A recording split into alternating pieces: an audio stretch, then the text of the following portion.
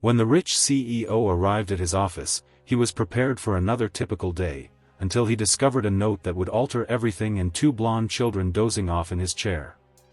Jason Miller's mornings were consistently peaceful, productive, and early. He liked getting to the workplace early, when the building was empty enough to reverberate and the city was still shrouded in morning fog.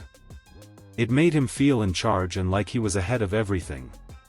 He looked like armor, complete with a dark tie, a fitted coat, and polished shoes.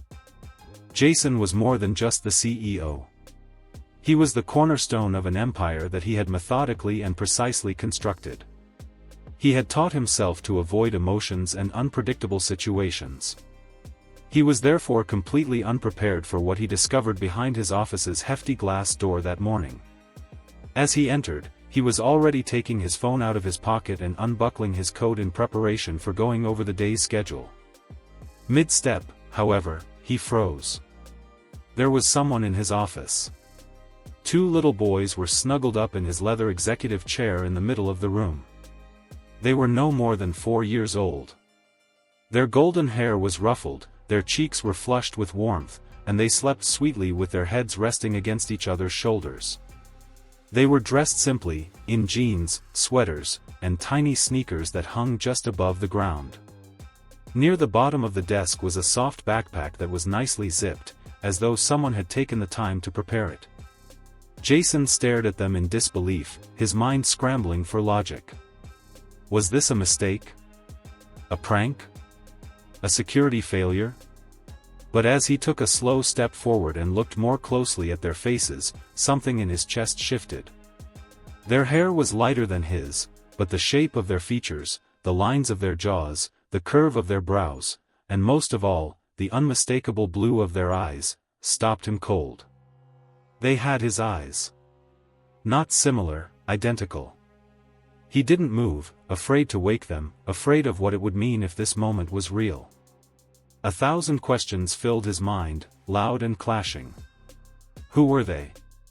How had they gotten in? Why were they in his chair, in his office, alone?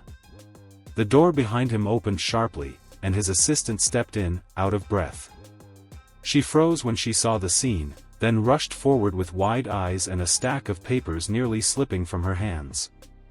"Hi, Mr. Miller. I'm so sorry.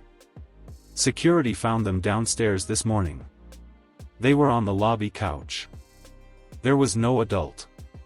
Just this." She handed him a folded note.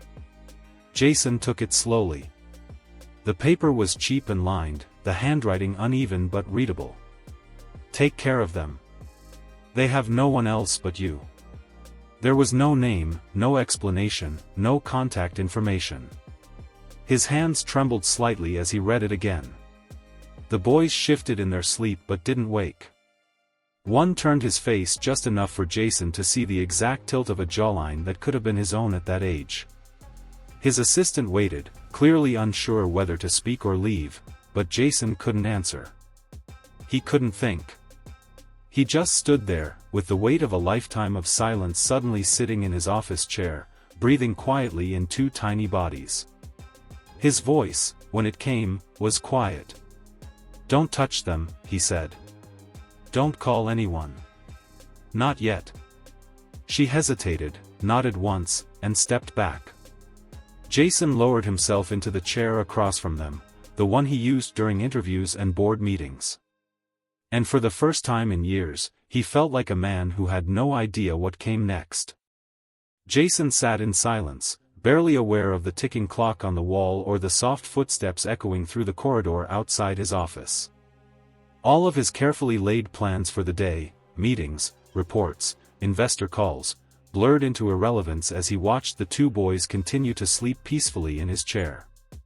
They looked so comfortable, as if they belonged there, as if this office, this cold space filled with polished surfaces and structured routine, had somehow become a shelter.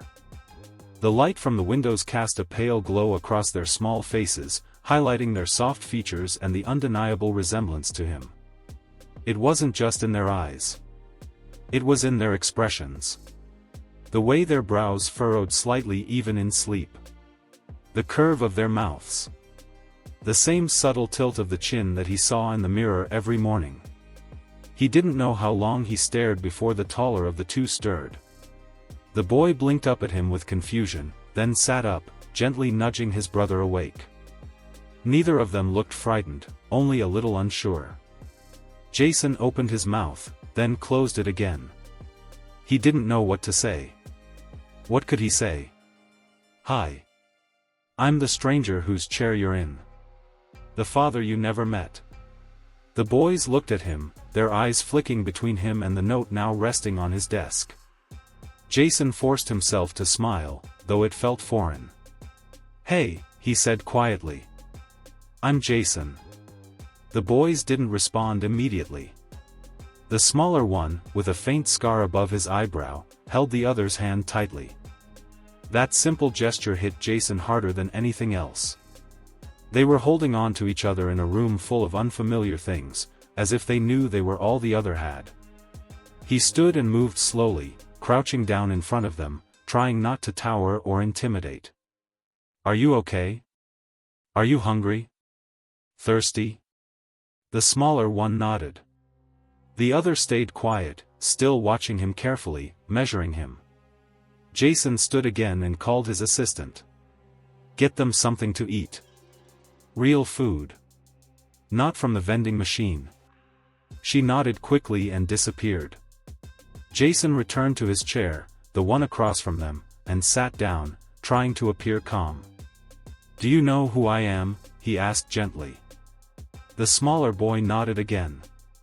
"You're Jason Miller," he said softly. "Our mom said, that's your name." Jason's breath caught. It was surreal to hear it spoken out loud. "What's your mom's name?" he asked, though in his heart he already knew. The boys exchanged a glance. Then the older one finally spoke. "Emily. Emily Carter." It felt like time collapsed. Emily. A name he hadn't spoken in years. A woman whose departure had felt sudden but not significant at the time. A brief relationship, unplanned and unremarkable, or so he had told himself. He hadn't even known she was pregnant. And now here were these boys, his sons. And she had sent them to him, or left them. He didn't yet know which. He sat in stunned silence as food arrived and the boys began to eat quietly at the small round meeting table. They were polite, gentle, like they'd been taught not to make trouble. He couldn't stop watching them. Couldn't stop thinking about all the years that had passed without him knowing they existed. The missed birthdays. The first steps. The scraped knees he hadn't been there to soothe. After they finished, one of them asked softly, "Are we going back now?" Jason swallowed hard. "Back where?" The boy shrugged. "Home. With Mommy." Jason's voice failed him for a moment. "Do you know where she is?" Another pause. "She said if anything ever happened, we should come here. That you'd find us." It was too much. Too sudden. Too deep. He stood slowly, walked to the window, and stared out at the city he thought he knew so well. And for the first time in a very long time, Jason Miller felt completely lost. Jason spent the rest of the day in a daze, walking through the motions of his executive role while his mind remained trapped in that quiet office with the two little boys who carried his eyes. His assistant had moved them temporarily to the lounge area just outside his suite, where they now sat with coloring books and juice boxes under the watchful eyes of two junior staff members, who had no idea how to explain what was happening. Jason didn't either. He cancelled all his meetings with a few clipped words, ignoring the confusion and whispers that rippled through the upper floors of the company. No one dared to question him directly, but the sight of two young children sitting quietly in the CEO's private space did not go unnoticed. Jason didn't care. His entire world had shifted, and the weight of it pressed heavily on every breath he took. By the time evening crept in and the building emptied out, he had already made 2 calls, one to a private investigator he trusted implicitly, and one to his lawyer. He didn't bother to explain everything, just enough. He needed answers, and he needed them fast.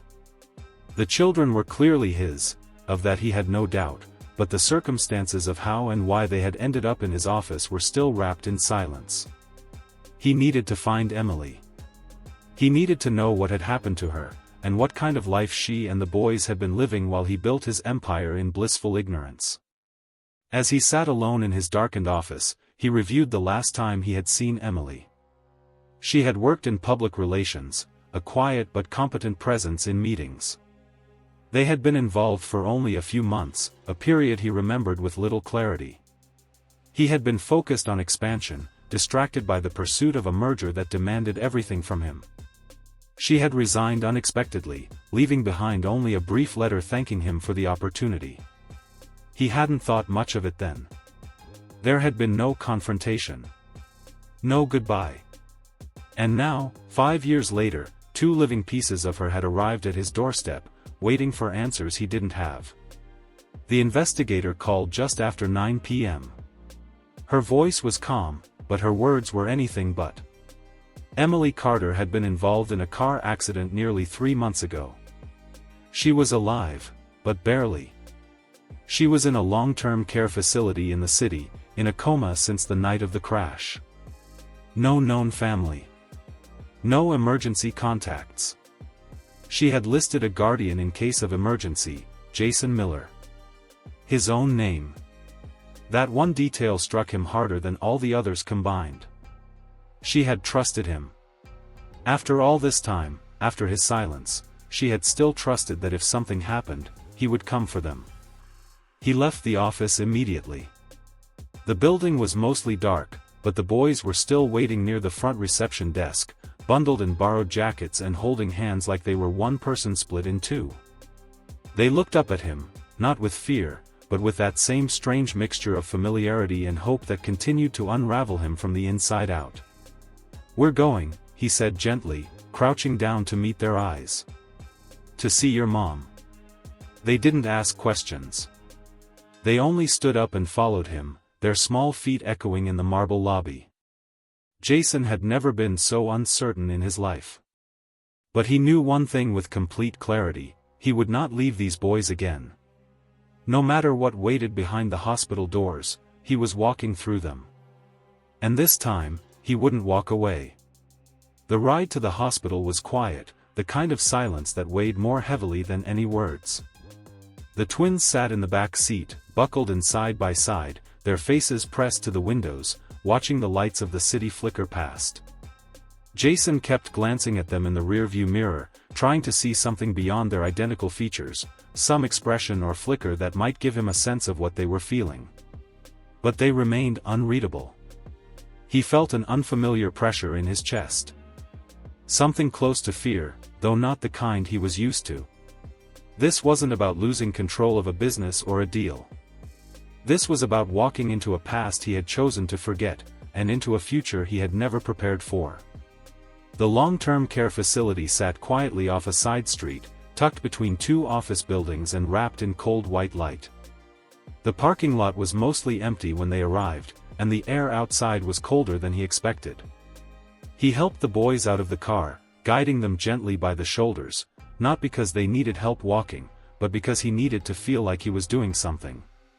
They held hands again as they entered. A small unit of trust he hadn't yet earned, but had somehow been granted access to. Inside, the nurse at the front desk recognized Emily's name immediately.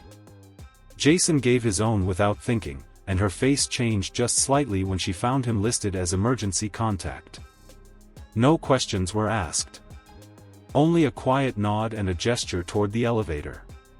The boys walked beside him silently, their shoes squeaking faintly against the tile floor. Jason's heart pounded harder the closer they got to her room. Part of him still couldn't believe this was real, that just hours ago, he had been reviewing numbers and sending emails, living a life that now felt like someone else's. When they stepped into the room, time seemed to slow. Emily lay still in a narrow bed, surrounded by quiet machines that beeped in steady intervals. Her skin was pale, her hair tucked behind her ears by someone who had taken the time to keep her looking cared for. There were no flowers. No photos. No signs that anyone had visited, until now. The boys didn't speak. They moved to her side naturally, as if they had done it 1,000 times. One of them climbed carefully onto the chair beside her bed, reaching for her hand without hesitation. Jason stood frozen near the door, unable to move, watching them as if from a distance. He had no idea what he expected. Maybe anger. Maybe grief. But what he saw was something else entirely. Acceptance. He finally stepped forward, slowly, until he was at the foot of her bed. His eyes scanned her face, trying to remember the woman she had been when they met. Back then, she was quiet but smart, always a step ahead in meetings, with a sharp wit which she only used when necessary. He remembered the way she had smiled once when he complimented her on a report. The way she used to wear her hair pulled into a loose braid when she stayed late. He didn't remember ever seeing her scared. But now, she looked fragile, like someone suspended between this world and the next, and he couldn't stop thinking about how she must have felt, alone, with no one to call but him. A nurse stepped in and checked the monitors. Jason pulled her aside quietly, asking for details. The prognosis was uncertain. She had suffered a traumatic brain injury. She was stable, but unresponsive. Some patients recovered. Some didn't. No one could say which she would be. He returned to the boys, who hadn't left her side. One of them looked up at him and whispered, "Is Mommy going to wake up?" The question was a dagger. Jason knelt beside him, placing a hand on his shoulder. "We don't know yet," he said honestly. "But we're here now. She's not alone anymore." They stayed there for hours, until the boys began to fall asleep, curled up beside her, their small bodies breathing in sync with the rhythm of the machines. Jason didn't leave. He sat in the chair in the corner of the room, watching them all, and felt the full weight of what had been given to him, the responsibility, the guilt, and the fragile, unfinished gift of being allowed back into their lives. He didn't deserve it. But he would not waste it. That night, for the first time in years, Jason Miller did not think about business, or the market, or his schedule for the next day. He thought only about her. About them. And about the long road ahead. And he silently promised himself he would walk every step of it. The days that followed became a blur of new routines and quiet realizations. Jason took time off from work for the first time in over a decade, something that stunned his staff and unsettled his board of directors. He gave them no explanation other than a vague family emergency, and trusted his most senior advisor to hold things together while he stepped back. He didn't care what it looked like. The life he had built, polished, efficient, all-consuming, suddenly felt far away and hollow compared to the reality of two 4-year-old boys who needed more than just a name on a birth certificate. He moved the twins into his penthouse temporarily, though he quickly realized how unfit the space was for children. Everything was made of glass and steel, sharp-edged and expensive, and completely devoid of warmth. He cleared out his home office to make room for 2 small beds, bought toys he didn't understand, and stood helpless in the supermarket aisle wondering which cereal to choose. He didn't know their routines, their favorite colors, what scared them at night or made them laugh uncontrollably. He didn't know what they'd been through with Emily, how she had raised them, what she had told them about him, if anything at all. But they didn't act angry. They didn't demand answers. They simply watched him closely, as if waiting to see who he would become now that he had them in his care. Mornings were clumsy. Jason burned toast more often than not, spilled juice on marble counters, and gave up trying to tie their shoelaces properly without their help. The boys were patient with him in the way only young children could be, curious, observant, quietly hopeful. He started reading bedtime stories, stumbling over silly voices that made them giggle under the blankets. He learned they liked dinosaur books.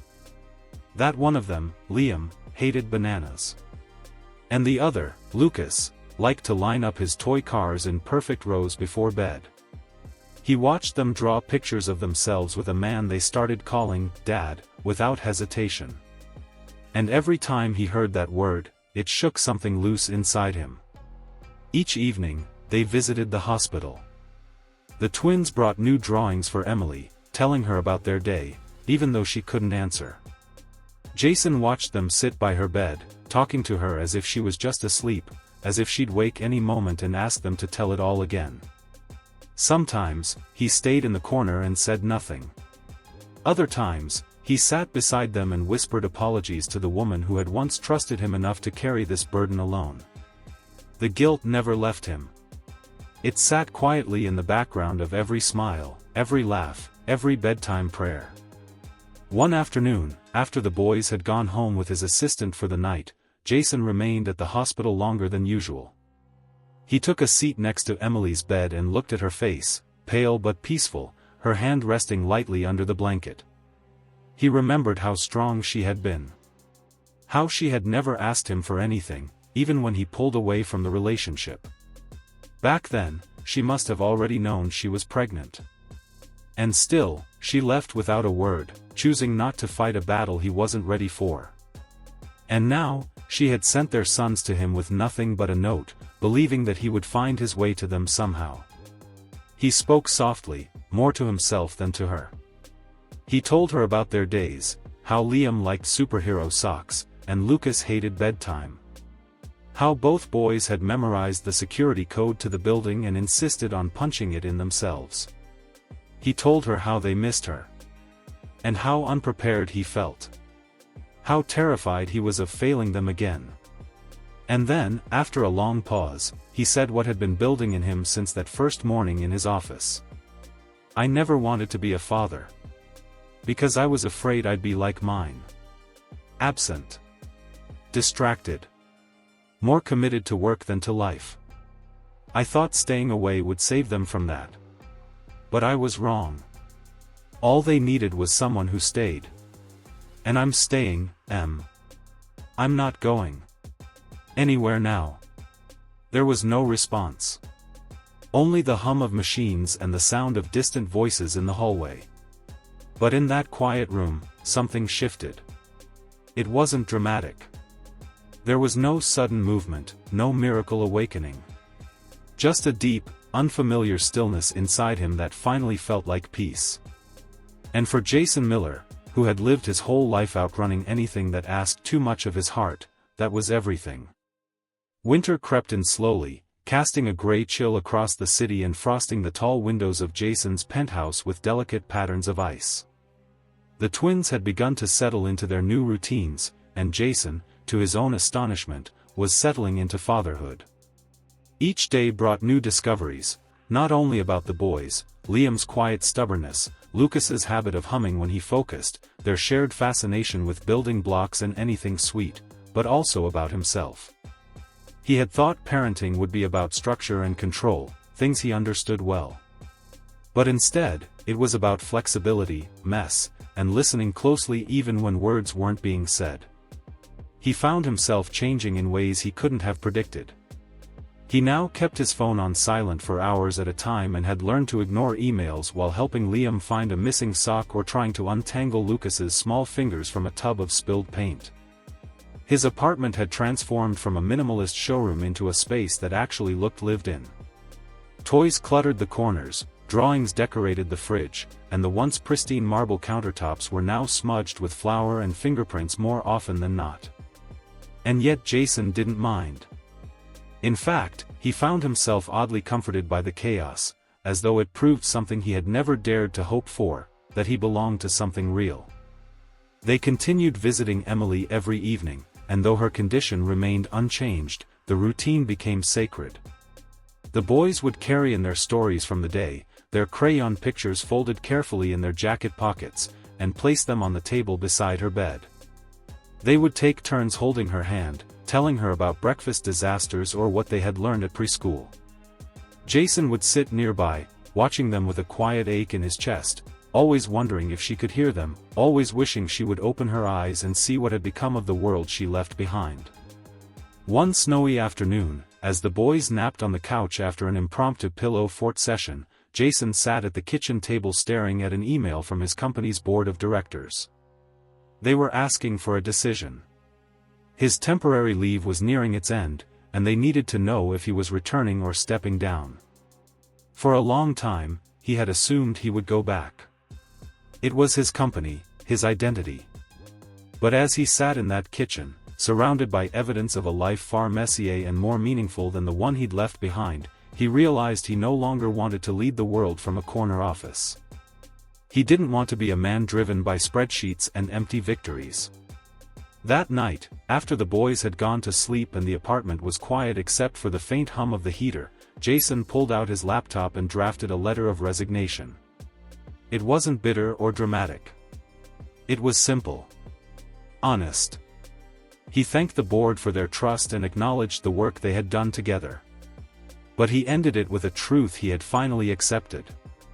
That his legacy was not in numbers or public recognition, but in the small voices that now called him Daddy. The next morning, Jason made pancakes from scratch, burned the first batch, and laughed when the boys asked if they could help fix it. He handed them each a spoon and let them stir the batter, flour dusting the air and landing in their hair. And for the first time in as long as he could remember, he felt like he was exactly where he was meant to be. Later, as they walked through the snow toward the hospital once again, Lucas slipped his hand into Jason's without looking up, and Jason squeezed it gently, the cold forgotten in the warmth of that simple connection. They entered the hospital just as they always did, greeted the familiar nurses, and stepped into the room that had slowly become a second home. But this time, something was different. Jason couldn't say what at first. It was just a stillness, a sense of something quietly shifting in the air. The machines beeped their steady rhythm. The lights cast their usual soft glow. But Emily's fingers twitched as Liam placed a drawing in her hand. Just once. Barely visible. But it was enough. Jason leaned in closer, calling her name softly. And for a breathless moment, he saw it, her eyelids fluttered. Only for a second. But this time, the hope wasn't imagined.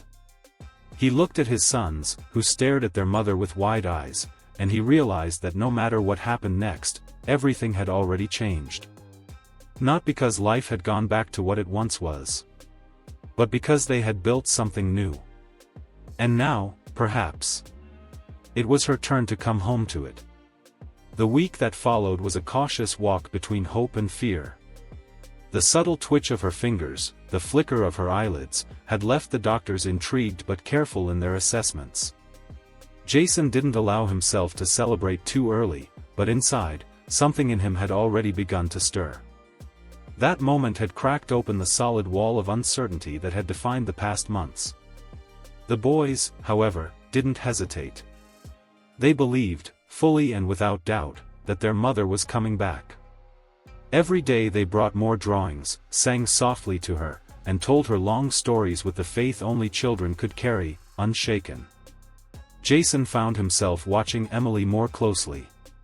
He noticed details he'd never paid attention to before, the faint freckles near her temple, the curve of her fingers, the quiet strength still visible in her body despite the stillness. He talked to her often, not only about the boys, but about memories he had buried or ignored. He told her about the first time he'd seen her in that boardroom, about how he had admired her confidence even though he hadn't known what to do with it. He told her about the fear that had driven him away when things got serious, and the regret that never left him once he learned the truth. There was no one else to hear him in that room. No judgment. Only the possibility that maybe, just maybe, she could hear him now. The boys had become part of the hospital's rhythm.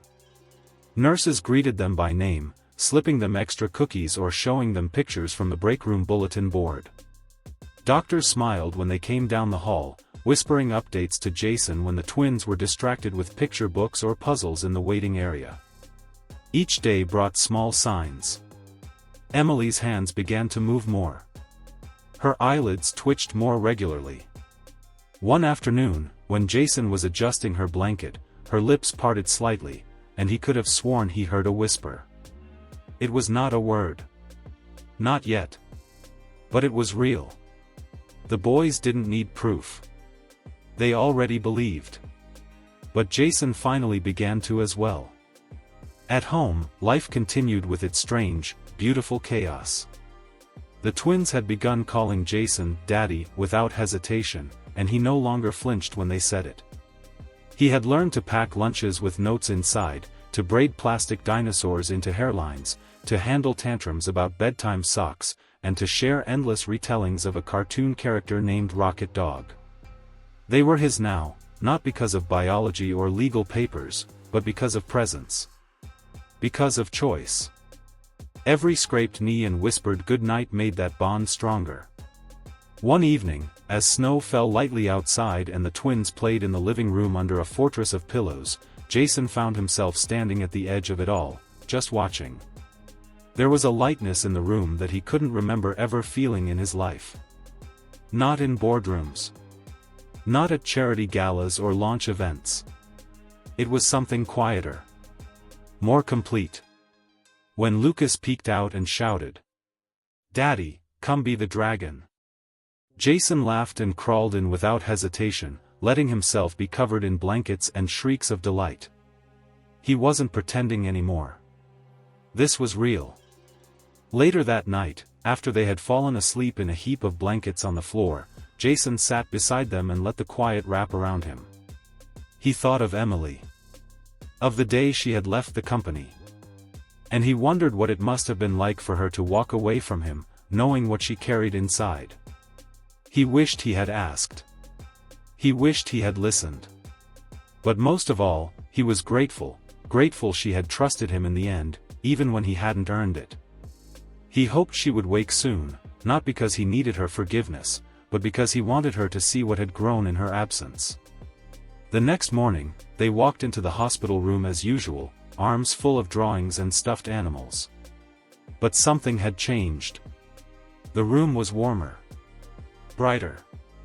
And when Jason stepped in, he froze. Emily's eyes were open. She was looking at him. At the boys. Not confused. Not afraid. Just tired. And clear. And alive. Liam gasped. Lucas dropped his picture. Jason crossed the room in 3 steps and sank beside her, reaching for her hand. She smiled, barely. Her lips cracked and dry. And when she spoke, her voice was little more than a breath. "You kept them safe." He nodded, unable to speak. The boys clung to him, wide-eyed and frozen in wonder. She looked at all 3 of them. And then her gaze returned to Jason. "You came back."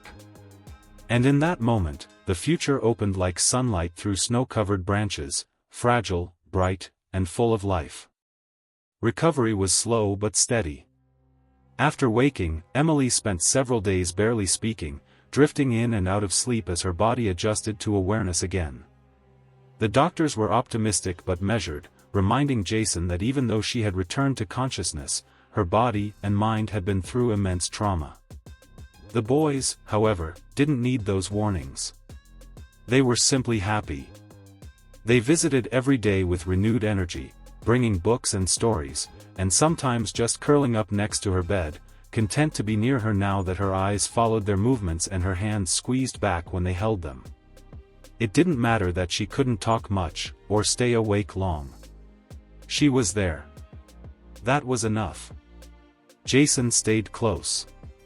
He managed every detail of her care, brought her clothes, cleaned her room when nurses were busy, and spoke to every specialist himself. He was no longer just an observer in the hospital. He was her partner, and the staff began to treat him as such. He kept a notebook where he tracked her medications, her vitals, and every tiny milestone, the day she sat up by herself, the first time she asked for water, the first time she whispered the boys' names. The more she returned, the more the weight in his chest lifted. But it was replaced by something just as heavy, responsibility. He wasn't just holding a space for her return anymore. He was building the life she would come back to. Emily moved to a rehabilitation facility 2 weeks after waking, and Jason and the boys visited daily. The twins became little fixtures in the halls, waving at nurses and helping push her wheelchair when she was too tired to walk. Jason brought meals from home, helped with her physical therapy stretches when allowed, and sat beside her for hours, telling her everything he hadn't before. He didn't avoid the hard things. He told her the truth, about how selfish he had been, how blind, how afraid. She listened. Sometimes she cried, sometimes she was silent, and sometimes she simply took his hand and let it stay there. Forgiveness, he learned, wasn't a single moment. It was something built over time, in glances and quiet reassurances, and in the act of not leaving when things got difficult. By spring, Emily was strong enough to return home. But this time, she didn't go back to the apartment she had once lived in alone. She came to Jason's home, one now filled with drawings, laughter, chipped mugs, forgotten socks, and the unmistakable echo of children growing up. It wasn't perfect, but it was real. And it was theirs. She walked through the door slowly, her sons rushing to hug her, Jason waiting quietly behind them. She looked around and smiled at the changes. Her life, once paused in a sterile hospital room, had continued in ways she never imagined. They moved forward together, not as people trying to fix the past, but as a family choosing to honor what had survived it. Jason adjusted to this new life with a gratitude he didn't always know how to express. He learned to be present not just in big moments, but in the small ones, the way the boys waited for him at the school gate, the way Emily laughed when she forgot the grocery list, the way silence felt comforting now instead of cold.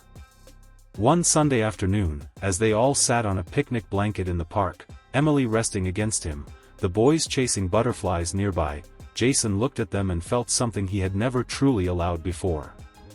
Peace. Not because everything was fixed. Not because guilt was gone. But because he had chosen a different kind of success, one not built in boardrooms or measured in profit, but shaped by the steady rhythm of everyday love. As the sun dipped lower and the boys ran back with grass-stained knees and tangled hair, Jason pulled them into his arms and kissed their foreheads. Emily leaned into his shoulder, her voice soft against his ear. "You found your way." And Jason, looking at his sons, his partner, and the life he had almost missed, whispered back, "Thanks to all of you." They stayed there as the sky turned gold, not needing anything more than what they already had. And for the first time, Jason didn't think about what came next. He simply breathed it in.